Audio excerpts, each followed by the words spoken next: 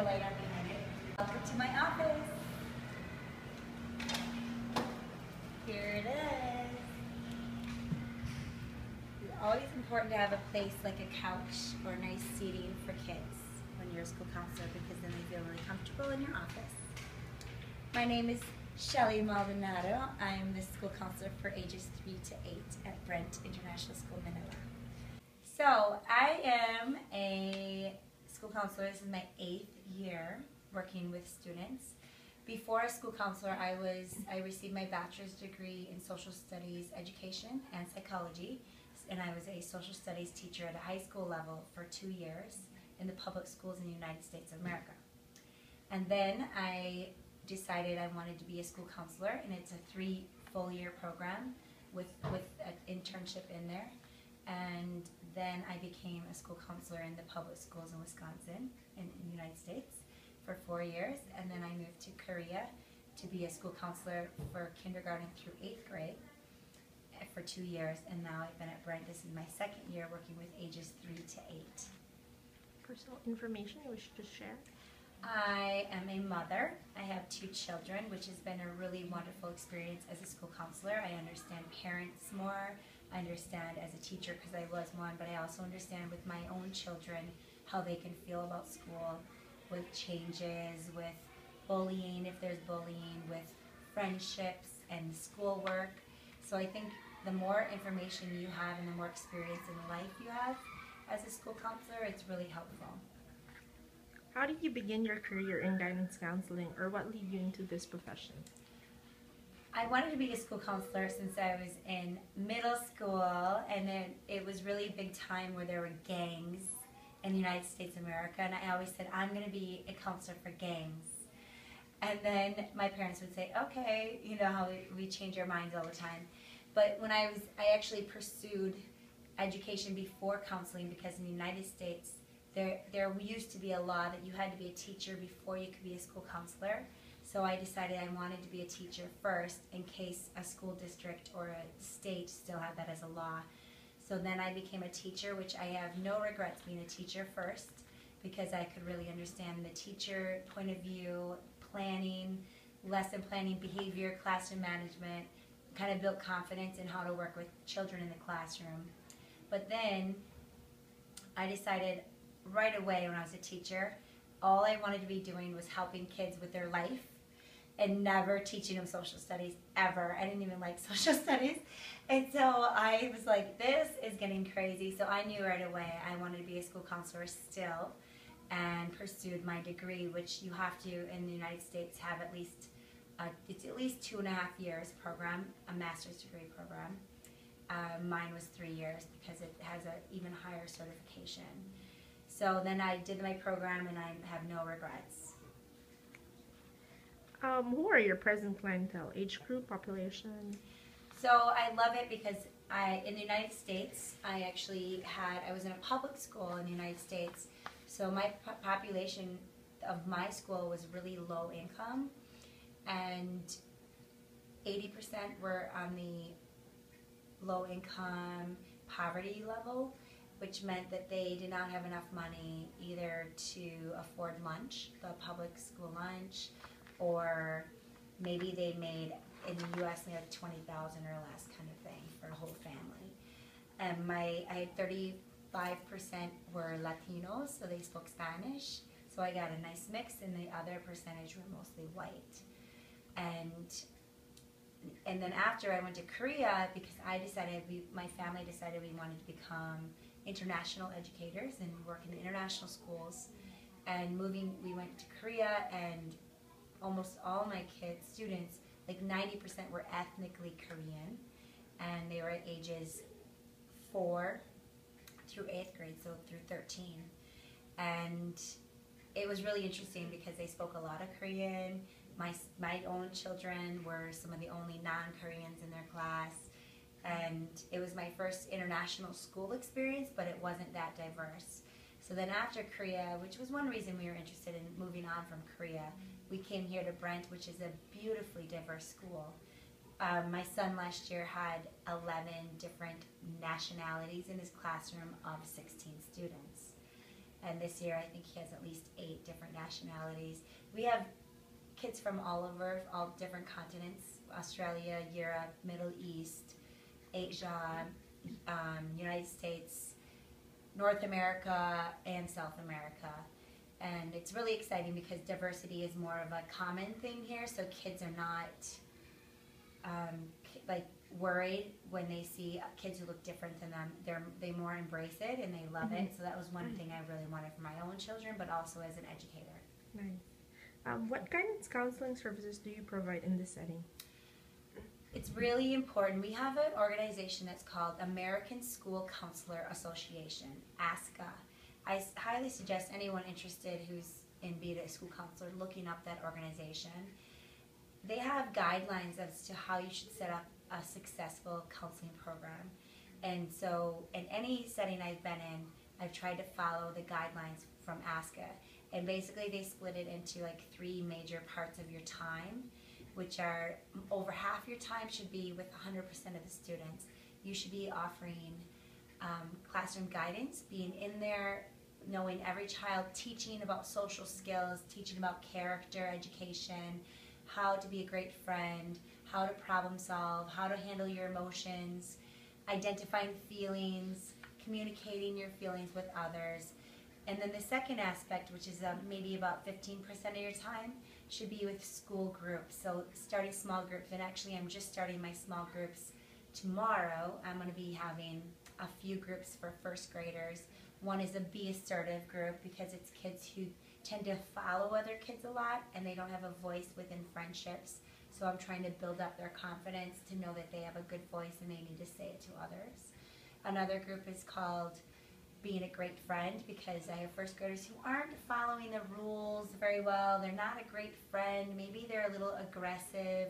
So we're going to talk about making really good choices no matter what other kids are doing. And then the third group I'm going to begin is for kindergartners. It's called Acting Cool in School. For some of the students who now they've had 9 weeks, they might still be struggling with routine, structure, following directions the first time, being a good friend, and just kind of a way to really talk about making their own choices. And then the third part of school counseling, besides groups and guidance within the classroom, are really individual, which we try to make a much smaller part, maybe 10% of my time or less, for kids who still, maybe they have the guidance lessons, they're in the group but they still don't get it. Maybe they're still being kind of a bully to other kids, or they're not doing very well. Then I will meet with them individually and do check-ins and try to have a better plan. They might go on a behavior plan to make sure they're successful within the school. Okay. What is your typical day like, or week like, your routine? So today, I'll talk about today because I'm at the end of my day. So I started with a staff meeting right away when school began at 7:30. I started teaching in a classroom at 8:10. And right after that classroom, that was second grade, I went to another second grade class and taught them. And we're talking about feelings right now and how you might have different feelings from your friends. And then I had about a 45-minute break, but then within that break I had a parent drop by because they wanted to talk about a group that their child's going to be starting.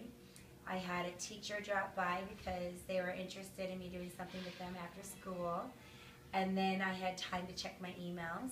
And then I went again at 10:10. I taught another class up until lunchtime. During lunchtime, I actually ate in my office because I had some kids coming in. I'm working with a production at our school. They wanted their script. I ate my lunch at my desk, and I had a couple kids come in and talk, and I was talking to some kids in the cafeteria. And then I taught again 2 class periods right after lunch. And then when I came back to my office, I checked my emails, and I instantly had one from a teacher that said, I need to talk to you because I have an upset parent, and I don't know what to say to them. So I went and checked in with that teacher, and there was a child saying that they had been bullied within the bathroom at recess time yesterday, and then that they had identified who it was. So I took the child, we went, and then when I showed him the child, he said, no, that's not the kid. And then we went to all these classrooms to find out who was the kid that did it. And he identified another student who I had a big conversation with. We had them together, and that kid looked really confused and didn't seem like he really did it. So it was one of those things where we had to really talk through the situation with both children. Like, are you sure it was this kid? And the other kid, are you sure you weren't the one who did this? And now I just wrote a note for families and doing follow-up with the teachers of how they could respond to the parent. And then the very end of my day is this interview. So that's like, it's pretty packed as a counselor, which is one thing I love. Some days are a little lighter where I maybe only teach 3 classes. And then I'm doing emails. I'm planning for parent trainings because we try to keep parents empowered to be really strong disciplinarians and to feel really comforted and supported, especially a lot of the parents are from another country. But otherwise, it's each day is a little different, which is kind of fun too. What was your greatest challenge you have encountered to date? To date, wow. I would say upset parents when they think you personally, like they would say I personally have done something to harm their child, which my number one thing I want is every child to feel safe and comfortable in the school. That's my number one. So if they're not doing as well in school, academically, I will support them, but if there's something safety-wise or comfort-wise, I'm going to instantly drop a lot of other things on my plate to help out a kid. So when parents accuse me of not doing something out of respect for their child or their family, that's been very challenging. And when the administrators have to be involved, and I've gone away at nighttime and cried sometimes because you get a lot of stress, you put a lot on your shoulders. But I have great staff, great kids. You get so much love as a counselor, especially an elementary counselor. I probably had about 30 hugs at least today, if not more. And so you feel the love. So you'll have some tough times and you can get burned out, and I suggest people take like a personal day to just kind of do your thing, to rejuvenate, because you're giving a lot to students and you need to take time for yourself as well. What guidance counseling beliefs, concepts, or theories do you practice or highly encourage or deem as effective? I have a favorite theorist, and it's William Glasser, and that's the reality theory. And the thing I love about it, I worked actually with his theory before I was a school counselor. I was working with some high-risk kids, and it was all about choices. And he also did choice theory, which I think is always what it's about with school. And I try to bring that language in for parents and teachers and myself all the time. Was that a good choice or is that a bad choice? Because it's pretty black and white for kids to understand. And I never say, you're a bad kid, but I'll say, you know what, you made a really bad choice. And so you make it separate from the child. So, and that's the thing about Glasser's theory, is you really look at what are the choices you're making? Is it helping you get what you want? Like, what do you want and what are your needs right now? And what are you doing to get to what you, is it helping? Is it hurting you, what you're doing? So what do you think the plan should be so you can get what you really want and need? Okay. What's the most memorable occurrence or anecdote you have stumbled upon the duration of your career? Can you repeat that? What was the most memorable occurrence or anecdote you have stumbled upon for the duration of your career? I think just how much I love my job. I love coming to school, and it's surprising because you hear people who are really unhappy in their positions. And I love that I can joke with the teachers. I love that I can joke with the kids and give them a lot of love.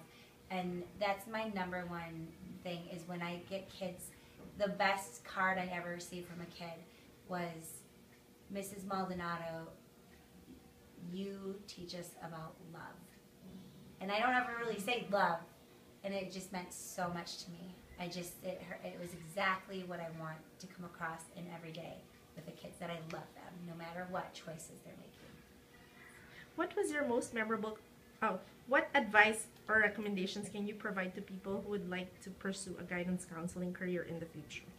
I think it's really important that you get into some position where you're working with students before you're being a school counselor, because you will make some big mistakes sometimes, especially in the beginning, where you think you're maybe helping a kid, but you're actually hurting them with some of your decisions. So the more experience you have working with kids and talking with teachers and having time spent, the more you're going to understand. And I think it always has to be about loving the kids and about spending the most of your day with the students. Don't be in your office. Don't just do scheduling. Don't just do reaction and crisis counseling, because your whole career is going to be set up to put out fires. Do prevention. Get in the classroom. Talk about problems. If you're hearing about problems around school, talk to teachers. Say, I'm hearing about these problems. Can I talk to the kids? They're going to say yes. Teach them skills. Problem solve. Build up your population, and you have way fewer problems for you.